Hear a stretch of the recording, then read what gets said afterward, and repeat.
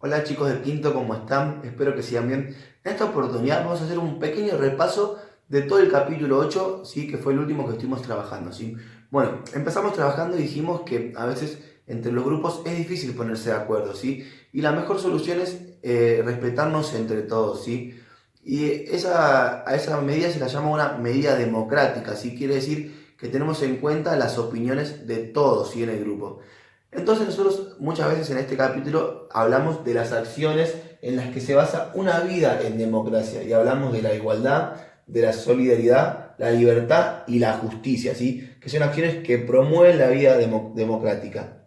Y también hablamos que la democracia tiene ciertos puntos que la ayudan a seguir adelante, ¿sí? Ciertos puntos que favorecen la vida en democracia, que era el diálogo, la búsqueda de acuerdos, la participación activa y comprometida. ¿Qué quiere decir esto?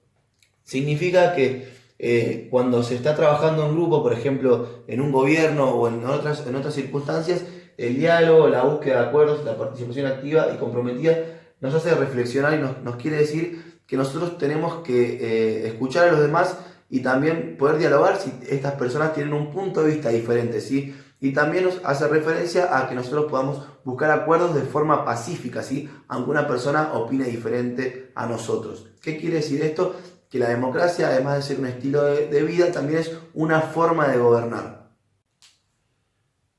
Venimos diciendo que es difícil a veces que una gran cantidad de personas se pongan de acuerdo porque no todas piensan lo mismo, ¿sí? Y venimos trabajando con los valores de la democracia. Entonces, administrar un país no debe ser fácil. Existen temas que involucran a la totalidad de la población de una nación o de un país. Estos temas se llaman temas públicos. Para administrar estos temas públicos se crean diferentes instituciones. El conjunto de estas instituciones se denomina Estado. El Estado se divide en leyes y en el gobierno. Las leyes son las normas que nos dicen lo que podemos y lo que no podemos hacer.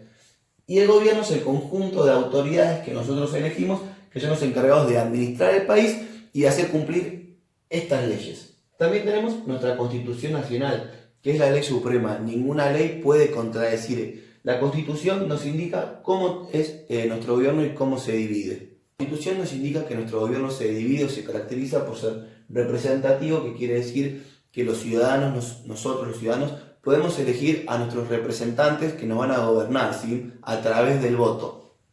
También nos dice que nuestro gobierno es republicano. ¿Qué quiere decir? Que nuestro gobierno se divide en tres niveles de poder: el poder ejecutivo, el poder legislativo y el poder judicial. Y que los gobernantes van a estar en el gobierno, en el poder, por un determinado tiempo, ¿sí? Y también nos dice que es federal, porque también nos indica que los gobernantes nacionales y provinciales se dividen el poder para administrar el país de una forma correcta. Estamos hablando de Argentina, es un país federal, que quiere decir que el poder se distribuye en diferentes niveles de gobierno. Primero tenemos el gobierno nacional, el gobierno provincial y el gobierno municipal. Vamos a ver ahora cada uno de ellos. Bueno, el primer nivel de gobierno es el gobierno nacional, ¿sí? Que se divide en poder ejecutivo, que tiene como cabeza al presidente, el cual administra el país y es elegido a través del voto. Luego tenemos el poder legislativo, que se divide en Cámara de Diputados y en Cámara de Senadores, que estos senadores y diputados también son elegidos a través del voto. Se encargan de debatir leyes, por ejemplo. Y por último tenemos al Poder Judicial, que está integrado por la Suprema Corte de Justicia, ¿sí? En la cual la integran los jueces que se encargan de hacer cumplir las leyes que se dictan. El otro nivel de gobierno es el nivel de gobierno provincial. El Poder Ejecutivo Provincial está a cargo del gobernador, ¿sí? El Poder Legislativo Provincial está a cargo de los legisladores provinciales que se encargan de proponer leyes para dichas provincias. ¿Sí? Vos recordás que cada provincia es autónoma y tiene su propia constitución. Eso sí, la constitución de cada provincia nunca puede anteponerse a la constitución nacional. Y por último tenemos al Poder Judicial Provincial, que está a cargo de la Corte Suprema Provincial y los jueces provinciales que hacen cumplir las leyes provinciales. Por último tenemos el nivel de gobierno municipal. El Poder Ejecutivo es el que administra la intendencia y también soluciona los problemas de los vecinos. Está a cargo del intendente, que es la máxima autoridad del municipio. Luego tenemos el Poder Legislativo, que está a cargo del Consejo de Deliberantes donde se encuentran los concejales, ¿sí? Y por último tenemos el Poder Judicial Municipal, que está a cargo de los jueces municipales que hacen cumplir las leyes del municipio. Hablamos de los tres niveles de gobierno que tenemos: el nivel nacional, el provincial y el nivel municipal o local.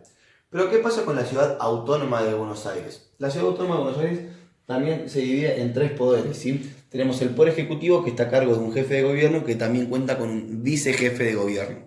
Luego tenemos el Poder Legislativo, que está a cargo de la legislatura. Y por último tenemos el Poder Judicial, que está a cargo del Tribunal Supremo de Justicia. Vemos que la democracia tiene en cuenta las opiniones de todos los ciudadanos, ¿sí? Y también nos asegura la participación política activa. Nosotros quiere decir que nosotros también podemos elegir a nuestros representantes y que todos tenemos el derecho de elegir a nuestros representantes. Y una forma de que la democracia nos asegura eso es a través del voto. El voto es universal, que quiere decir que es para todos, secreto, para que nosotros podamos elegir libremente a nuestros representantes, obligatorio para los mayores de 18 y para los menores de 70. Y igual, que quiere decir que todos los votos valen 1. Otra forma de poder participar activamente en la política es la iniciativa popular. ¿Qué quiere decir esto? Que los ciudadanos podemos proponer proyectos de leyes a la Cámara de Diputados. Y otra forma es la consulta popular, que quiere decir que el gobierno pregunta a los ciudadanos sobre un tema específico. En este capítulo también hablamos de los derechos. Los derechos son todas esas cosas que nosotros podemos hacer sin perjudicar a los demás y que nadie nos debería impedir hacerlos. Con los derechos también existen algunos límites, las obligaciones. Por ejemplo, los chicos tienen derecho a la educación, pero su obligación es estudiar.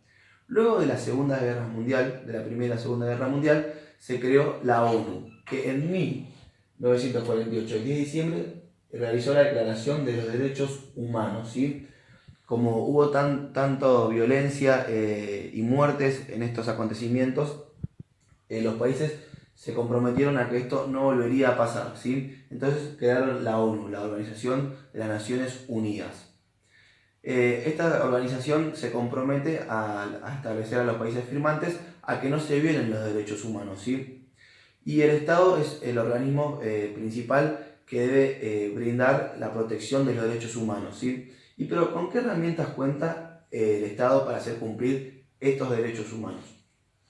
Las leyes son las leyes son los que establecen los derechos y también lo que nos hace que podamos quejarnos o reclamar si estos derechos no se cumplen. Y también tenemos las acciones de gobierno, que son las encargadas de que se cumplan estas leyes para que nosotros podamos gozar de nuestros derechos. También hablamos en este capítulo de los derechos de los niños.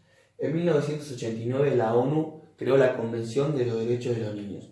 Es un documento que se firmó que habla que el Estado debe garantizar las condiciones y los cuidados necesarios para que los niños crezcan con una infancia feliz, sanos y libres, ¿sí? Algunos de los derechos de los niños son el derecho a la identidad, a la recreación, a la libertad de expresión, a la educación, a la salud y a la alimentación, ¿sí? ¿Por qué es tan importante los derechos de los niños? Porque cuando los ciudadanos que son menores de 18 años son considerados niños y tienen que tener unos cuidados especiales, ya que son más vulnerables, ¿sí? Así que el Estado debe comprometerse a cuidarlos para que tengan una infancia feliz y crezcan sanos y saludables, ¿sí? Y también los padres son responsables de los niños, pero el Estado también cumple un rol fundamental en esto. Bueno, espero que hayas entendido el repaso y que te haya servido. Nos vemos.